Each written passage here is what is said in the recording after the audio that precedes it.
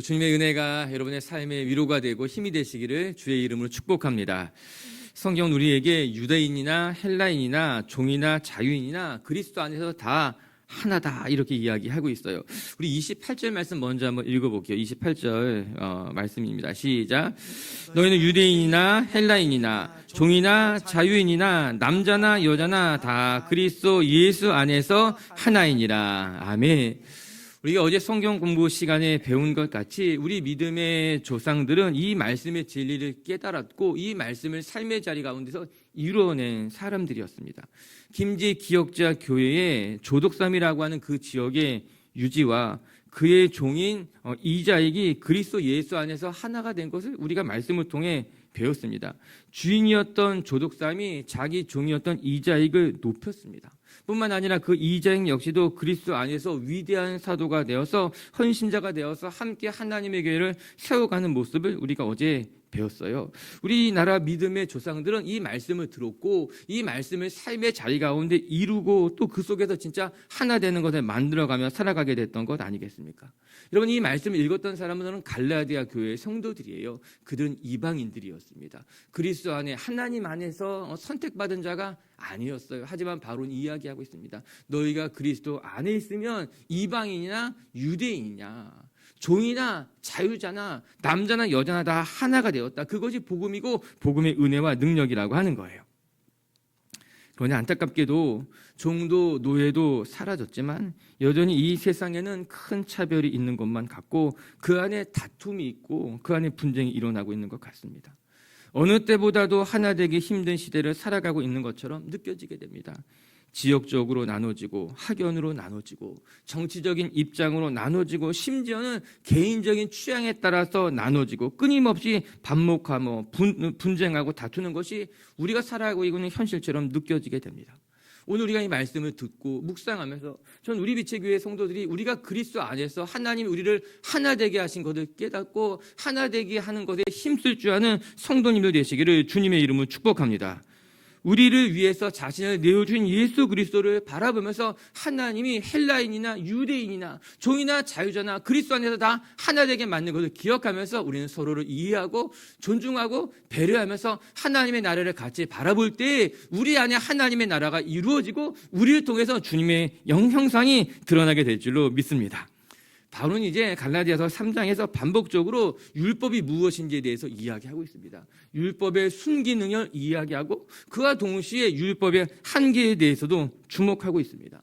율법이 우리에게 주는 분명한 역할이 있습니다. 그와 동시에 율법이 가지고 있는 한계도 있습니다. 우리는 이 율법의 역할과 한계를 통해서 우리에게 필요한 것이 예수 그리스도시고 그 예수 그리스도를 통해서 우리가 하나님 앞에 비로소 나갈 수 있는 은혜를 얻었다는 것을 깨닫게 되는 것 아니겠습니까? 같이 말씀을 묵상해 가면서 우리에게 허락해 주신 이 믿음의 길이 얼마나 위대한 것이고 아름다운 것인지를 다시 한번 확인해보고 우리 빛의 교회 식구들이 율법 아래 매여 사는 존재가 아니라 율법을 넘어서서 은혜 가운데 나가고 은혜에 붙들림 받은 성도님들 되시기를 주님의 이름으로 축복합니다. 그럼 말씀을 하나씩 같이 묵상해보며 우리 배워갔으면 좋겠어요. 첫 번째, 율법이란 무엇인가? 율법은 우리 자신의 부족함을 깨닫게 하고 우리를 그리스도께로 인도하는 역할을 해준다라고 하는 거예요. 우리 19절 말씀부터 하나씩 한번 묵상해 볼게요. 19절 말씀이에요. 시작. 그런즉 율법은 무엇이냐? 범법함으로 더하여진 것이라. 천사들을 통하여 한 중보자의 손으로 베푸신 것인데 약속하신 자손이 오기까지 있을 것이라. 아멘. 율법이 무엇이냐?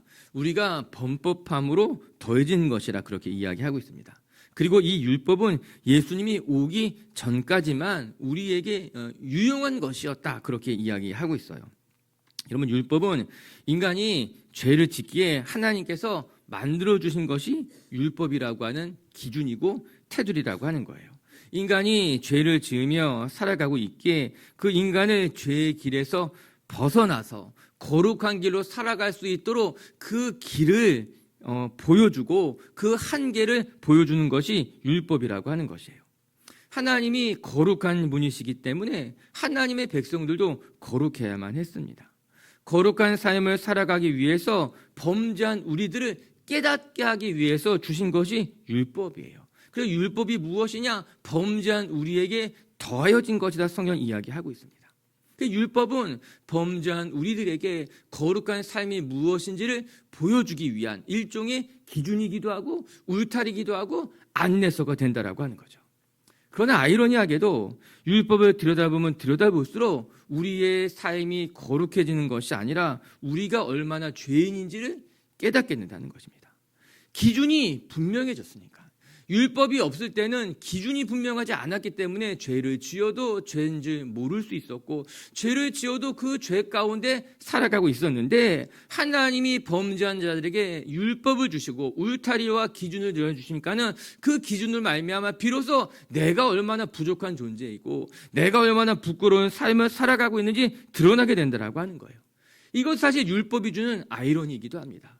율법을 통해서 거룩한 삶이 무엇인지를 깨닫게 되었지만 율법을 통해서 거룩한 삶을 살아갈 수 있게 되는 것은 아닌 거죠. 오히려 반대로 내가 얼마나 부족한 존재였구나, 내가 얼마나 죄인인가를 깨닫게 된다라고 하는 거예요. 그래도 오늘 성경이 이야기하게 됩니다. 율법이 범죄한 자들에게 더하여 준 것이지만 그 율법은 우리의 한계, 우리가 얼마나 부족한 것인지, 그래서 우리를 하나님께로 인도해 주는 역할을 하게 된다라고 하는 것이죠. 여러분, 율법은 우리를 거룩하게 할 수는 없습니다. 율법이 우리가 죄인인 것을 깨닫게 해주는 것이 율법의 순기능이고 율법의 역할이라면 율법의 한계는 무엇인가 하면은 우리가 거룩하지 못하다는 것을 깨닫게 했지만 우리를 거룩하게는 할 수 없다는 거예요. 그 율법이 우리를 하나님의 자녀로 만들어주지는 못한다라고 하는 것입니다. 율법은 일종의 거울과도 같은 거예요. 요즘 젊은이들이 흔히 하는 말 중에 하나가 거울 효과라고 하는 것이 있습니다. 자기의 나를 괴롭히는 상사를 바라보면서 자기 모습을 보는 거죠. 나를 힘들게 하는 이제 흔히 말하는 MZ세대 젊은 사람들을 바라보면서 자기의 부족함도 바라보게 되는 거죠. 거울 효과와 같은 거죠. 율법이 그런 거예요. 그 율법을 들여다보면 들여다볼수록 거룩한 삶을 살 수 있게 되는 것이 아니라 내가 얼마나 부족한 존재인가, 내가 얼마나 거룩하지 못한 존재인가를 깨닫게 된다라고 하는 것이죠. 그래서 율법에 순기능이 있지만 동시에 율법에는 한계가 분명하게 있습니다. 나의 부족한 것, 내 몸에 더러운 것은 보게 되지만 그것을 통해서 거룩해질 수는 없고 그것을 통해서 하나님 앞에 나아갈 수 없게 된다라고 하는 거예요. 이게 성경 이야기합니다. 율법이 범죄한 자들에게 더해진 것이요. 그러나 그것은 우리를 거룩하게 할 수 없고 예수 그리스도께서 오기 전까지만의 어떤 역할이 주어지게 됐다라고 하는 것이에요. 전 율법이 무익한 것이 아니라 전 율법을 통해서 하나님이 우리에게 더해 주신, 하나님이 우리를 거룩하게 만들고자 하셨던 하나님의 마음과 계획도 알게 되고 우리는 율법을 통해서 내가 얼마나 부끄러운 존재인가를 깨닫게 되고 그런 말미암아 더 주님 앞에 무릎 꿇게 되는 줄로 믿습니다. 오늘도 여러분 이 율법을 통해서 하나님이 우리에게 허락하신 거룩한 삶이란 무엇인가를 통해서 오늘도 다시 한번 나의 한계를 깨닫고 주님 앞에 무릎 꿇을 수 있는 성도님들 되시기를 주님의 이름으로 축복합니다. 그래도 우리는 이 율법을 통해서 그리스도가 필요하다는 것을 알게 되었어요. 내 자신이 얼마나 큰 죄인인지를 깨닫고 예수님 앞에 무릎 꿇게 되는 것이죠. 이에 성경은 이 율법에 대해서 그래서 초등교사와 같다고 이야기하게 됩니다. 오늘 본문은 두 번이나 반복됩니다. 초등교사, 고등교사가 아니라고 하는 거예요.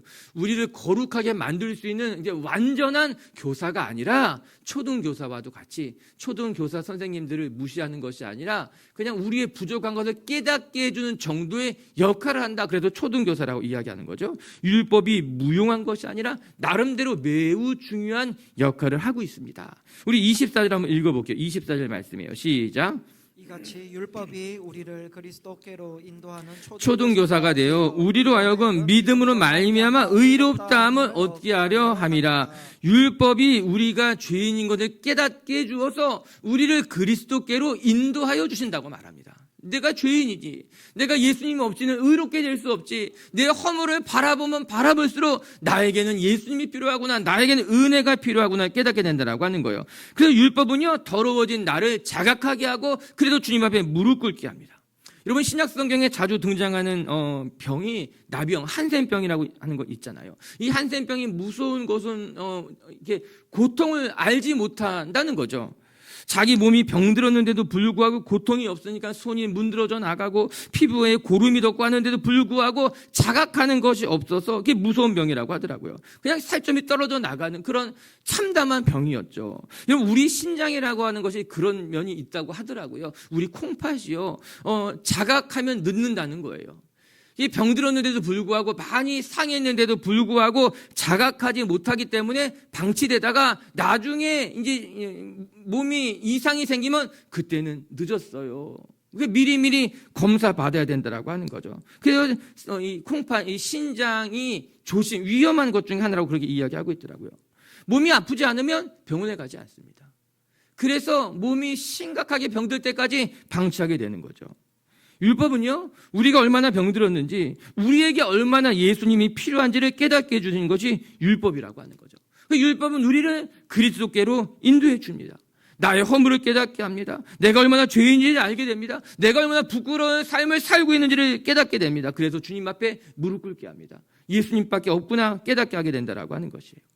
오늘도 우리 비치그 식구들이 내가 얼마나 부족하고 내가 얼마나 죄인인지를 깨달았다면 전 그것이 은혜인 줄로 믿습니다. 사실 우리는 죄로 똘똘 뭉쳐있는 사람들인 거예요. 예수 그리스도가 없다면 우리는 이 죄로 말미암아 죽을 수밖에 없는 존재라고 하는 거죠. 그래서 한편 생각해 보면 내가 죄인이라는 것을 깨달을 수 있는 자각하는 마음, 내 안에 죄가 정말 부끄럽게 나를 만들었구나, 여전히 내 안에 양심이 살아있는 것, 전 그것이 은혜이고 그 은혜가 우리를 그리스도께로 인도하여 간다면 비로소 우리에게 참된 소망이 있는 줄로 믿습니다. 왜 양심에 화인 맞았다고 이야기하잖아요. 죄를 지었음에도 불구하고 그가 죄인 것을 알지 못한 채 살아간다고 이야기하잖아요.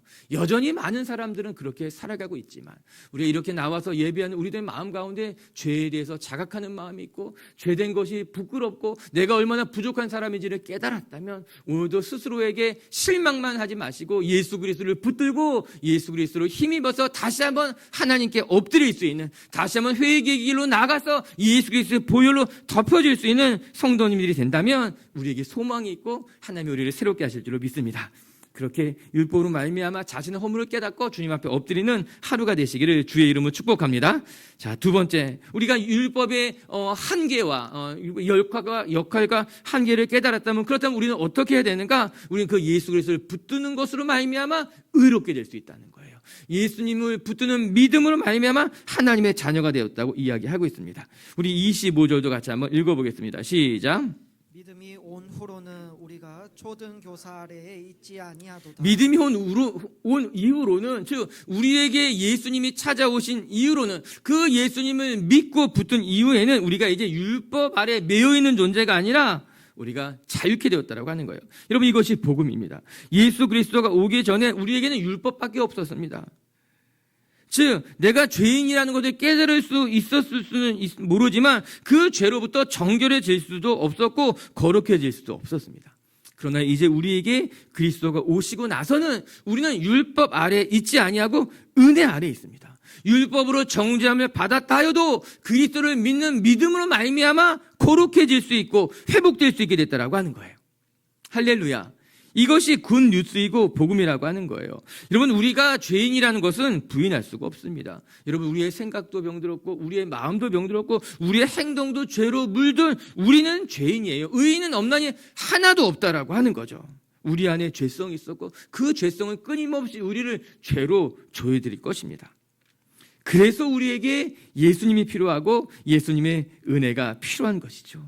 이제 예수께서 우리 가운데 오셔서 십자가에 달려 죽으신 것으로 말미암아 이제 예수를 믿는 우리들은 율법 아래 살아가는 존재가 아니라 정죄받고 죄 속에 살아가는 존재가 아니라 생명의 법 아래 놓여있는 존재라고 하는 것입니다. 바울은 이 사실을 로마서에서 이야기해주고 있습니다. 갈라서를 묵상하면서 같이 병행해서 보면 좋은 말씀이 로마서예요. 갈라디아서는 로마서를 통해서 이해가 되고요. 로마서는 갈라디아서를 통해서 다시 확인하게 됩니다. 우리 로마서 8장에는 이런 말씀이 나와요. 로마서 8장 1절 2절 한번 같이 읽어볼게요. 시작. 그러므로 이제 그리스도 예수 안에 있는 자에게는 결코 정죄함이 없나니 이는 그리스도 예수 안에 있는 생명의 성령의 법이 죄와 사망의 법에서 너를 해방하였음이니라. 아멘. 예수님이 오기 전까지 우리는 죄와 사망의 법 아래에 있었어요. 율법은 우리를 정죄할 뿐이에요. 율법은 우리의 잘못을 깨닫게 할 뿐이에요. 율법 아래에 있는 자들에게는 정죄의 죄밖에 없다라고 하는 거죠. 그러나 이제 우리에게 예수 그리스도가 오신 것으로 말미암아 이제는 율법 아래에 놓여 있는 존재가 아니라 은혜 아래에 놓여 있어요. 죄의 정죄의 법 아래에 있는 것이 아니라 생명과 성령의 법 안에 놓여 있게 됐다라고 하는 것입니다. 할렐루야. 율법 아래에 있다면 율법의 정죄를 받지만 생명의 법 아래에 놓여져 있기 때문에 우리에게는 소망이 있고 그리스도의 은혜로 말미암아 살 길이 열려 있게 됐다라고 하는 것이죠. 할렐루야. 오히려 이 복음인 것이죠. 이 율법은 우리를 정죄하여 끊임없이 우리는 부끄러운 존재일 수밖에 없지만 정죄받는 존재일 수밖에 없지만 이제 우리가 생명의 법 아래에 놓여져 있기 때문에 예수 그리스도를 믿는 믿음으로 말미암아 하나님 앞에 나아갈 길이 열렸기 때문에 우리는 은혜 안에 살아가는 사람들이 되었다라고 하는 거예요. 사랑합니다. 빛의 교회 성도 여러분. 여러분 은혜 안에 사십시오. 은혜가 여러분을 붙들고 있고 은혜의 법이 우리에게 소명이 된다는 것을 기억하면서 오늘도 그 은혜 속에 감사하고 은혜를 마음껏 누리며 살아갈 수 있는 분들 되시기를 주님의 이름으로 축복합니다. 신앙생활을 하다 보면요.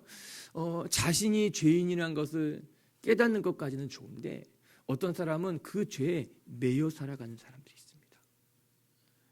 늘 그 죄를 아파할 뿐만 아니라 자신이 지은 죄에서 벗어나지 못한 채 그냥 죄책감 속에서만 살아가는 사람도 있어요. 신앙은 가졌을지 모르지만 은혜를 깨닫지 못한 거예요.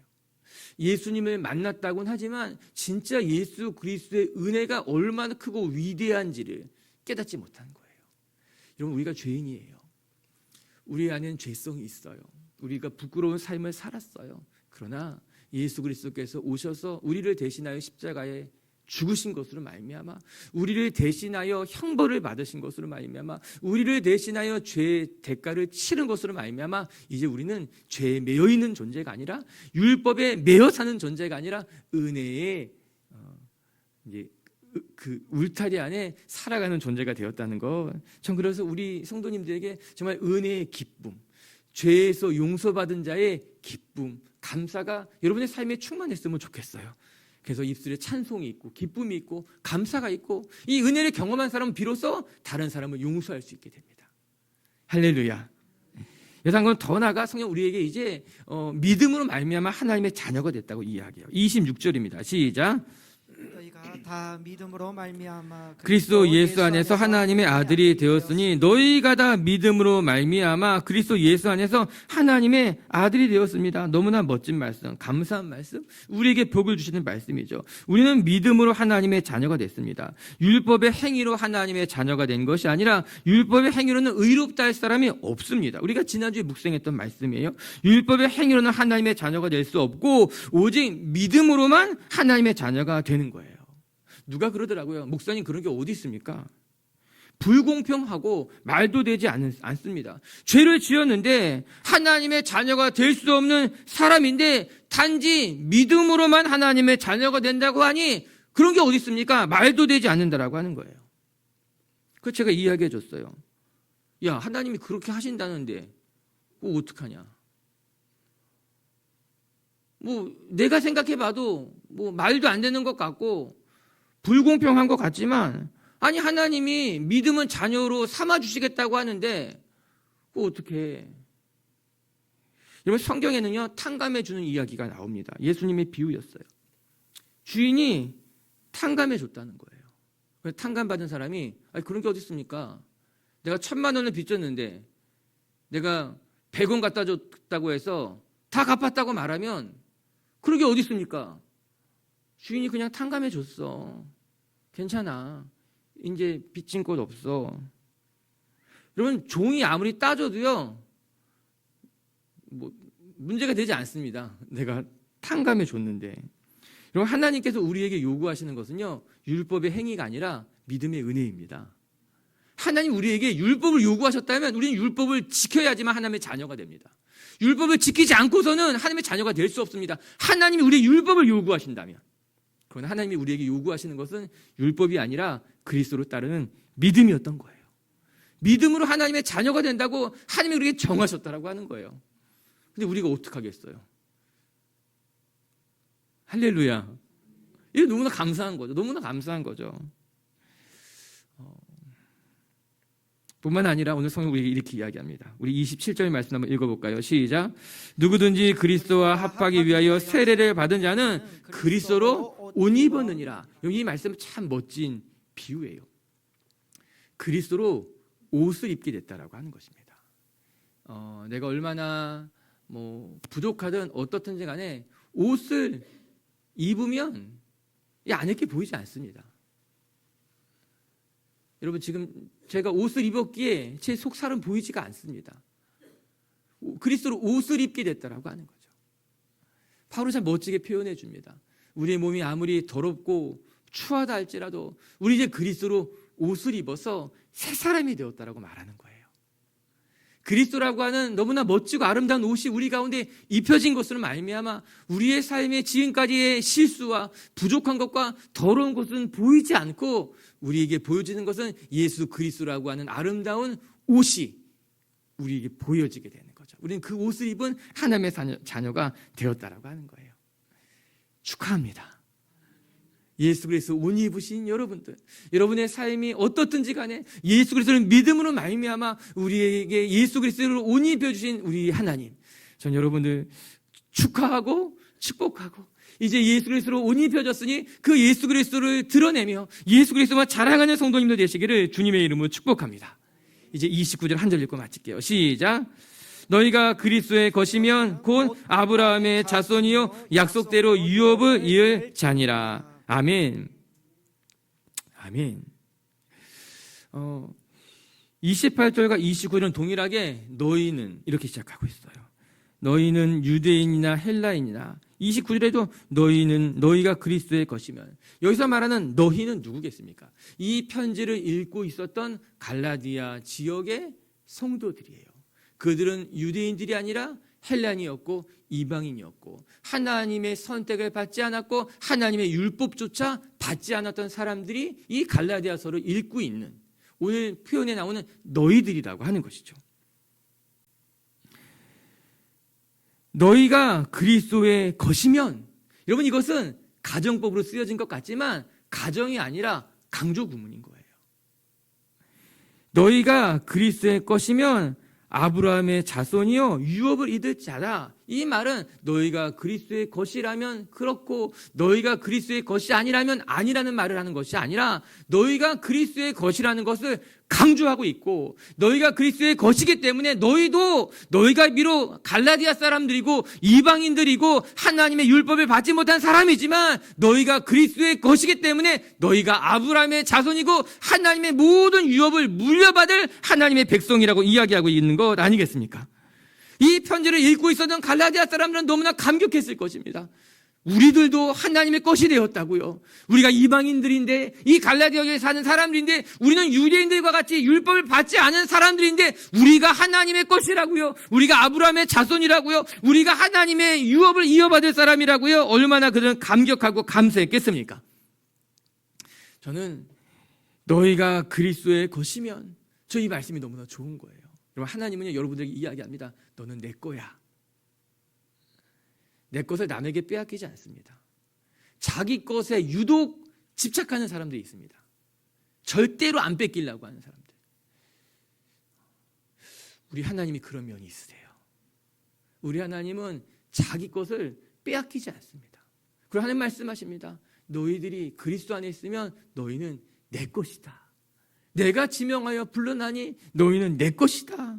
그래서 너희 안에 소망이 있고 너희 안에 나의 유업이 있고 너희를 통해 일할 거라고 말씀하고 계신 거죠. 오늘도 예배하는 모든 분들이 그리스도 안에서, 그 믿음 안에서 내가 하나님의 것이 되었구나, 하나님이 나에게 말씀하시기를 너는 내 것이고 내 유업을 물려받을 자라고 말씀하신다는 것을 기억하고 정말 하나님의 것으로 하나님의 백성답게 멋지게 살아가는 성도님들 되시기를 주님의 이름으로 축복합니다. 말씀을 정리합시다. 오늘 바울은 갈라디아 성도들에게 담대하게 말하고 있습니다. 너희가 그리스도 안에 있어서 헬라인이나 유대인이나 자유나 종이나 다 하나요, 한 형제고 한 공동체로 이야기하고 있는 것 아니겠어요? 모두 우리가 믿음 안에서 하나님 안에서 한 형제가 되었고 한 지체가 되었다는 것을 기억하면서 끊임없이 다투고 차별하고 분쟁하고 반목하는 이 시대 속에서 하나 되기를 힘쓸 수 있는 정말 화목해하는 성도님들이 되시기를 주님의 이름으로 축복합니다. 첫 번째, 율법은 우리에게 우리의 허물과 부족한 것을 깨닫게 하지만 그러나 우리를 거룩하게 할 수 없다는 것을 기억하면서, 여러분, 우리가 율법 아래에 있는 존재가 아니라 은혜의 법 아래에 존재해 있다는 것을 기억하고 믿음의 길을 걸어갈 수 있는 성도님들 되시기를 주님의 이름으로 축복합니다. 그 두 번째, 우리가 믿음으로 말미암아 그리스도 안에서 하나님의 자녀가 됐다는 것을 늘 기억하면서 하나님의 백성답게 내가 하나님의 것이니까 그렇게 살아가는 성도님들 되었으면 좋겠습니다. 같이 함께 기도합시다. 오늘 말씀 기억하면서 기도했으면 좋겠어요.